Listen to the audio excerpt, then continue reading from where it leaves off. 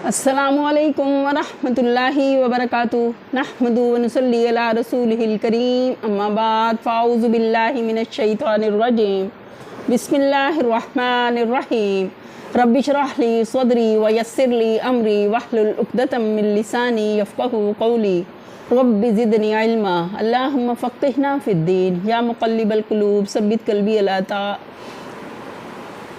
या मुक़ल्लिबल क़ुलूब सब्बित क़ल्बी अला दीनिक या मुसर्रिफ़ल क़ुलूब सर्रिफ़ क़ल्बी अला तौआतिक अल्लाहुम्मा अल्हिमनी रुश्दी व इज़्नी मिन शर्रि नफ़्सी अल्लाहुम्मा इन्नी अस्अलुकल हुदा वत्तुक़ा वल अफ़ाफ़ वल ग़िना रब्बि इग़फ़िर वरहम व अंत ख़ैरुर राहिमीन अल्लाहुम्मा अय्यिदना बिरूहिल क़ुदुस अल्लाहुम्मा बारिक लना फ़ी औक़ातिना।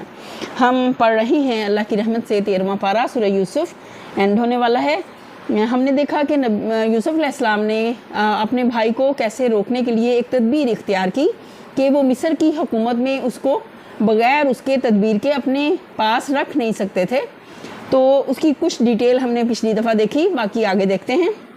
आऊज़ु बिल्लाहि मिनश शैतानिर रजीम बिस्मिल्लाहिर रहमानिर रहीम। यानी ये बात हज़रत यूसुफ़ की शान पैगम्बरी के शायान ना थी कि वो अपने एक ज़ाती मामले में शाह मिस्र के कानून पर अमल करते। अपने भाई को रोकने के लिए उन्होंने ख़ुद तदबीर की थी। उसमें यह खलल रह गया था कि भाई को रोका तो ज़रूर जा सकता था, मगर शाह मिस्र के कानून ताज़ीरात से काम लेना पड़ता और ये इस पैगम्बर की शान के मुताबिक ना था, जिसने इख्तियारात हुकूमत गैर इस्लामी कवानीन की जगह इस्लामी शरीयत नाफिज करने के लिए अपने हाथ में लिए थे। अगर अल्लाह चाहता तो अपने नबी को इस बदनुमा गलती में मुब्तला हो जाने देता, मगर उसने ये गवारा न किया कि ये धब्बा उसके दामन पर रह जाए। इसलिए उसने बराह रास्त अपनी तदबीर से ये राह निकाल दी कि इत्तफाकन बरादरान यूसुफ से चोर की सज़ा पूछ ली गई और उन्होंने उसके लिए शरीयत इब्राहिमी का कानून बयान कर दिया। ये चीज़ इस लिहाज से बिल्कुल बरमहल थी कि बरादरान यूसुफ मिस्री रायाना थे, एक आज़ाद इलाके से आए हुए लोग थे। लिहाजा अगर वो ख़ुद अपने यहाँ के दस्तूर के मुताबिक अपने आदमी को उस शख्स की ग़ुलामी में देने के लिए तैयार थे जिसका माल उसने चुराया था, तो फिर मिस्री कानून ताज़ीरात से इस मामले में मदद लेने की कोई ज़रूरत ही ना थी। यही वो चीज़ है जिसको बाद की 2 आयतों में अल्लाह ताला ने अपने एहसान और अपनी इल्मी बरतरी से ताबीर फरमाया है। एक बंदे के लिए इससे बढ़कर बुलंदी दर्जा और क्या हो सकती है कि अगर वो कभी बशरी कमज़ोरी की बिना पर ख़ुद किसी लग़ज़िश से में मुब्तला हो रहा हो तो अल्लाह ताला गैब से इसको बचाने का इंतज़ाम फरमा दे।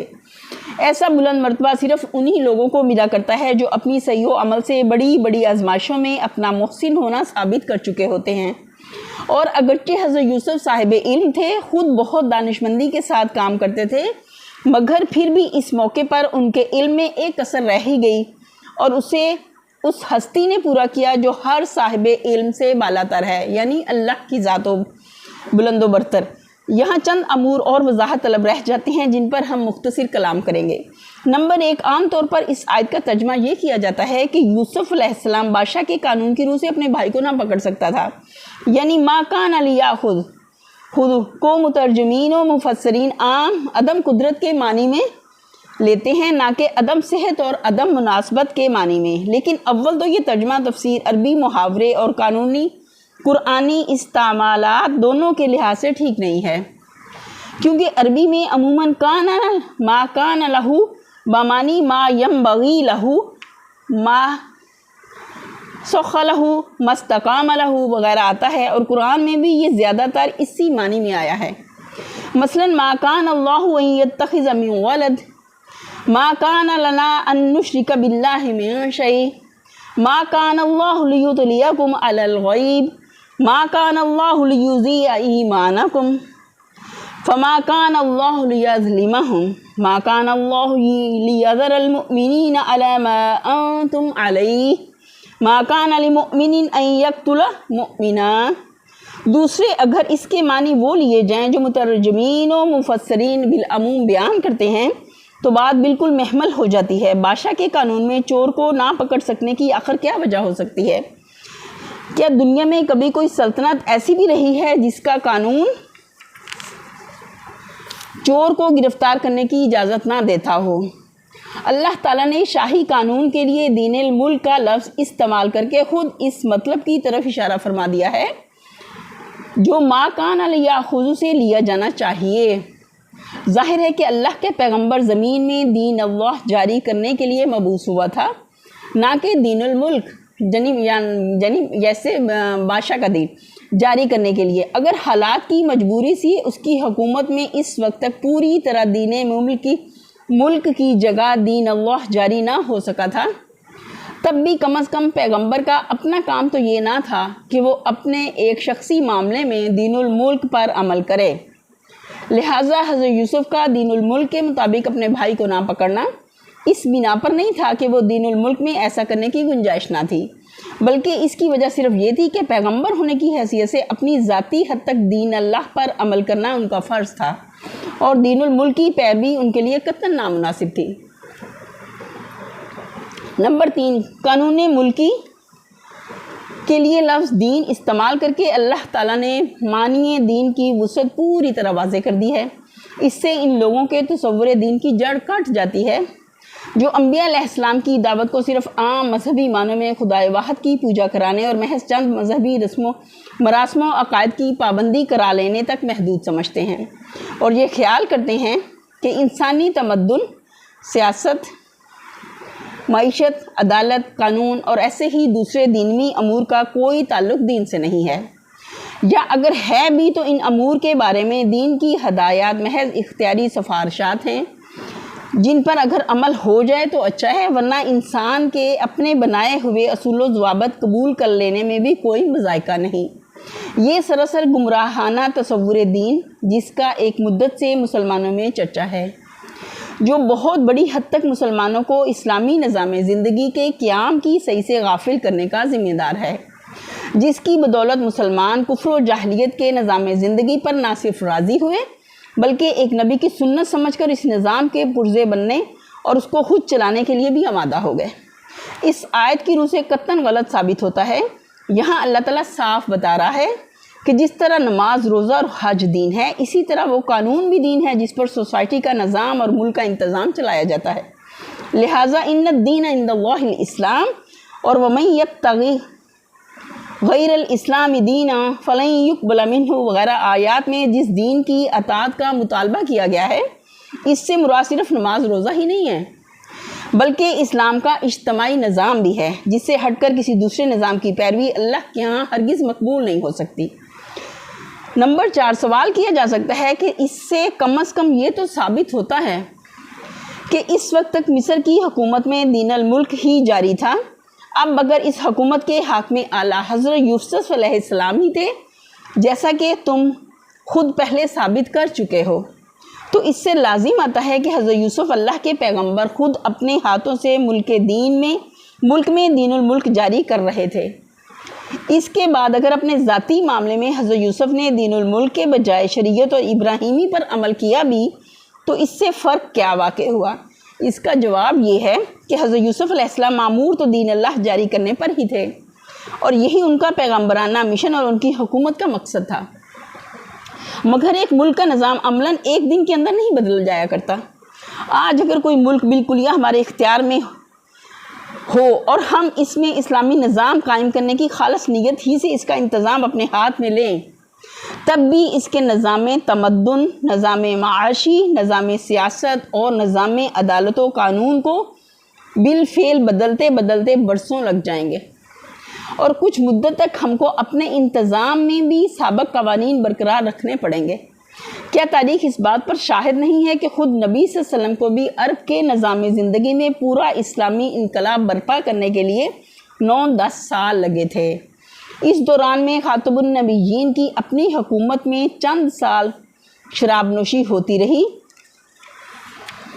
سود لیا اور دیا جاتا رہا، جاہلیت کا قانون میراث جاری رہا، پرانے قوانین نکاح و طلاق برقرار رہے، بیوہ فاسدہ کی بہت سی صورتیں عمل میں آتی رہیں، اور اسلامی قوانین دیوانی و فوجداری بھی اول روز ہی سے بتمام و کمال نافذ نہیں ہو گئے۔ پس اگر حضرت یوسف کی حکومت میں ابتدائی 8-9 سال تک سابق مصری بادشاہت کے کچھ قوانین چلتے رہے ہوں تو اس میں تعجب کی کیا بات ہے؟ اور اس سے یہ دلیل کیسے نکل آتی ہے کہ اللہ کے پیغمبر مصر میں اللہ کے دین کو نہیں بلکہ بادشاہ کے دین کو جاری کرنے پر مامور تھا۔ رہی یہ بات کہ جب ملک میں دین الملک جاری تھا ہی تو آخر حضرت یوسف کی اپنی ذات کے لیے اس پر عمل کرنا کیوں شایان شان نہ تھا؟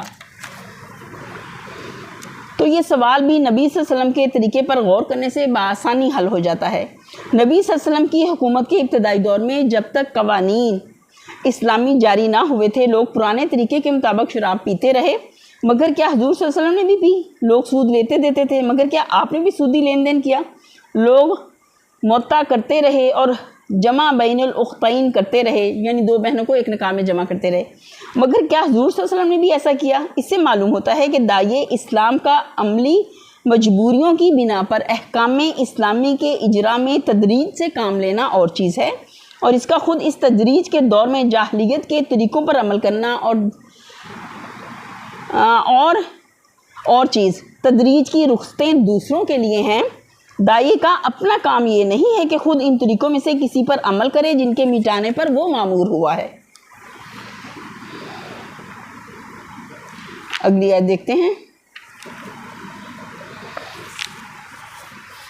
قالوا إن يسرق فقد سرق أخ له من قبل فأسرها يوسف في نفسه ولم يبدها لهم قال أنتم شر مكانا والله أعلم بما تصفون۔ ان بھائیوں نے کہا یہ چوری کرے تو کچھ تعجب کی بات بھی نہیں کہ اس سے پہلے اس کا بھائی یوسف بھی چوری کر چکا ہے۔ یوسف علیہ السلام ان کی یہ باتیں سن کر پی گیا، مگر حقیقت ان پر نہ کھولی، بس زیر لب اتنا کہہ کر رہ گیا کہ بڑے ہی برے لوگ ہو تم لوگ، میرے منہ در منہ مجھ پر جو الزام تم لگا رہے ہو اس کی حقیقت اللہ خوب جانتا ہے۔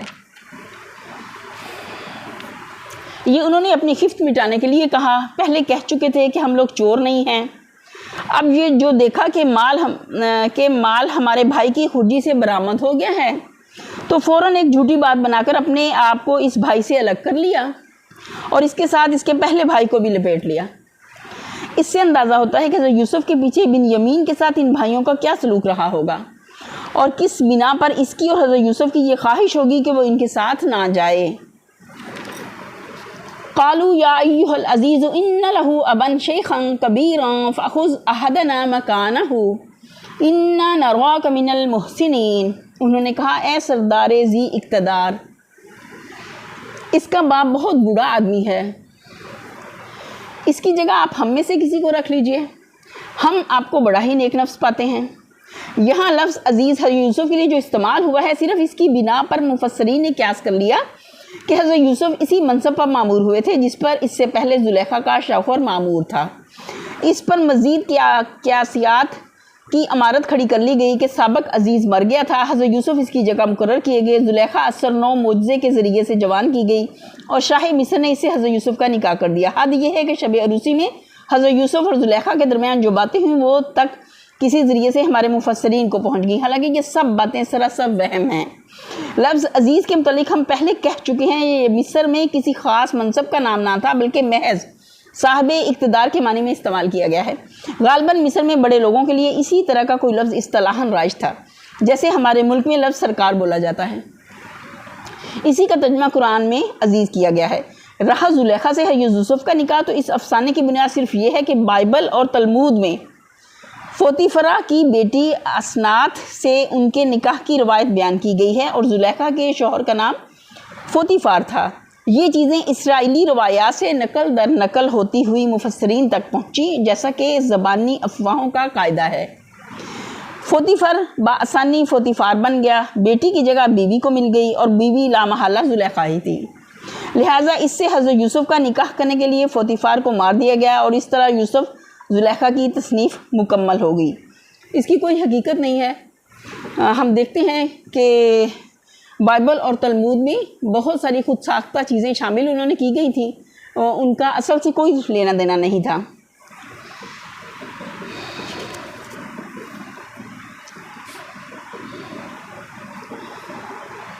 قال معاذ الله أن نأخذ إلا من وجدنا متاعنا عنده إنا إذا لظالمون۔ یوسف علیہ السلام نے کہا، پناہ باخدا دوسرے کسی شخص کو ہم کیسے رکھ سکتے ہیں؟ جس کے پاس ہم نے اپنا مال پایا ہے اس کو چھوڑ کر دوسرے کو رکھیں گے تو ہم ظالم ہوں گے۔ احتیاط ملاحظہ ہو کہ چور نہیں کہتے بلکہ صرف یہ کہتے ہیں کہ جس کے پاس ہم نے مال پایا ہے۔ اسی کو اصطلاح شرع میں توریہ کہتے ہیں، یعنی حقیقت پر پردہ ڈالنا یا امر واقع کو چھپانا۔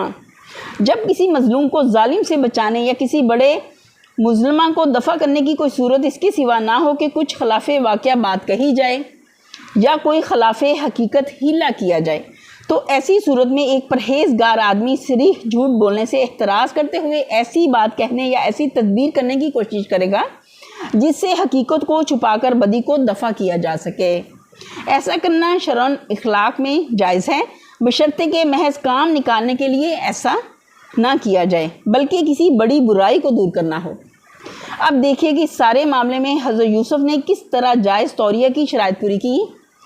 بھائی کی رضامندی سے اس کے سامان میں پیالہ رکھ دیا، مگر ملازموں سے یہ نہیں کہا کہ اس پر چوری کا الزام لگاؤ۔ پھر جب سرکاری ملازم چوری کے الزام میں ان لوگوں کو پکڑ لائے تو خاموشی کے ساتھ اٹھ کر تلاشی لے لی۔ پھر اب جو ان بھائیوں نے کہا کہ بن یمین کی جگہ ہم میں سے کسی کو رکھ لیجیے، تو اس کے جواب میں بھی بس انہی کی بات ان پر الٹ دی کہ تمہارا اپنا فتویٰ یہ تھا کہ جس کے سامان میں سے تمہارا مال نکلے وہی رکھ لیا جائے، سو اب تمہارے سامنے بن یمین کے سامان میں سے ہمارا مال نکلا ہے اور اسی کو ہم رکھ لیتے ہیں، دوسرے کو اس کی جگہ کیسے رکھ سکتے ہیں؟ اس قسم کے توریہ کی مثالیں خود نبی صلی اللہ علیہ وسلم کے غزوات میں بھی ملتی ہیں اور کسی دلیل سے بھی اس کو اخلاقاً معیوب نہیں کہا جا سکتا۔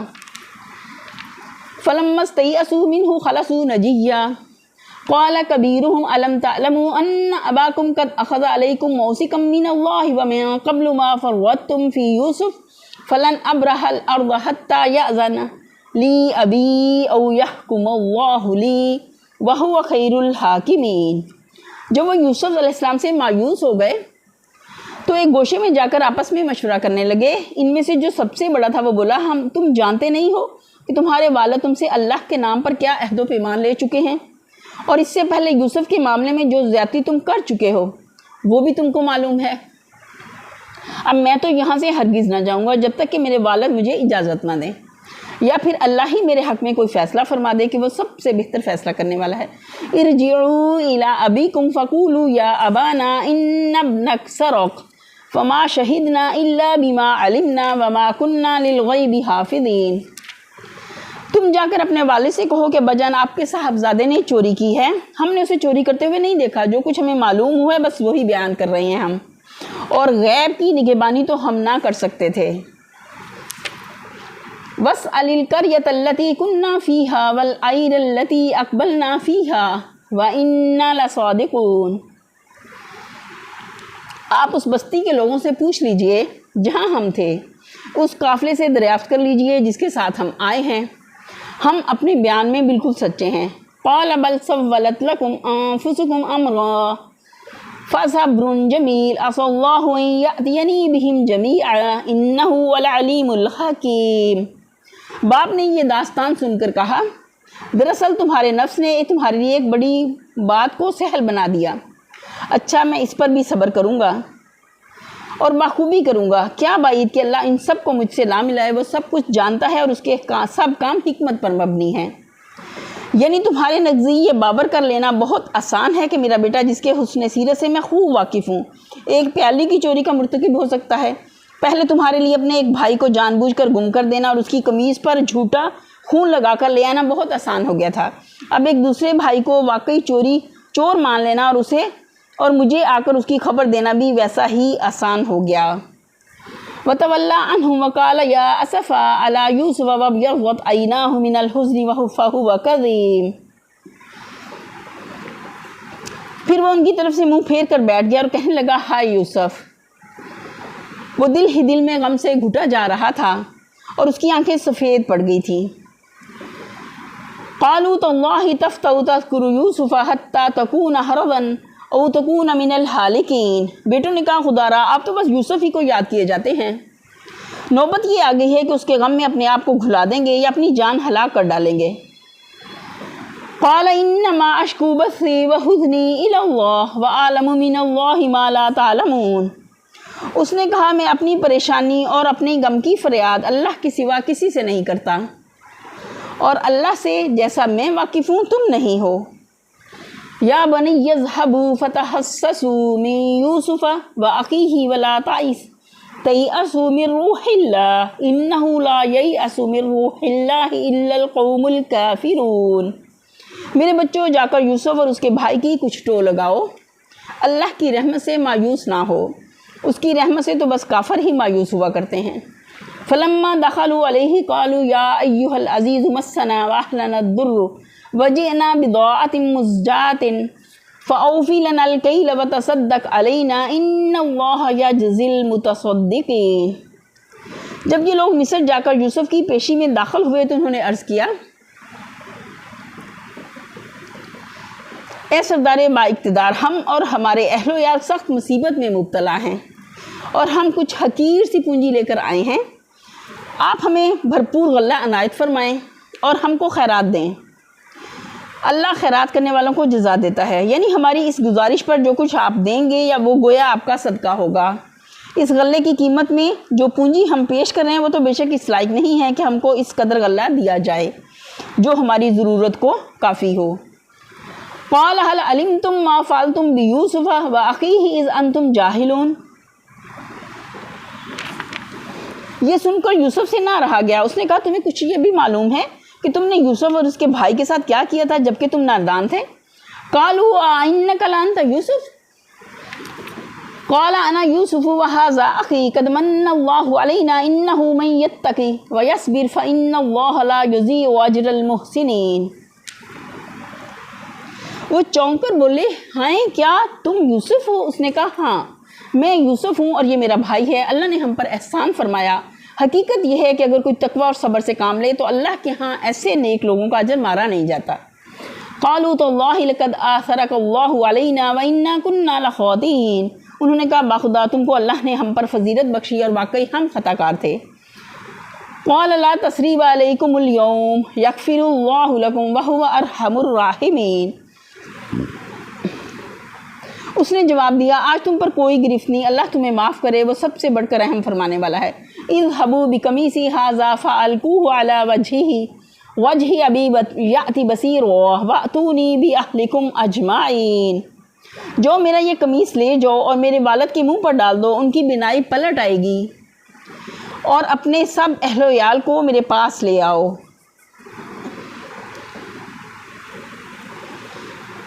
یہی پر ہم اپنے لیسن کا اختتام کرتے ہیں۔ وآخر دعوانا الحمد للہ رب العالمین۔ سبحان ربک رب العزت عما یصفون وسلام علی المرسلین والحمد للہ رب العالمین۔ آمین ثم آمین یا رب العالمین۔ السلام علیکم ورحمۃ اللہ وبرکاتہ۔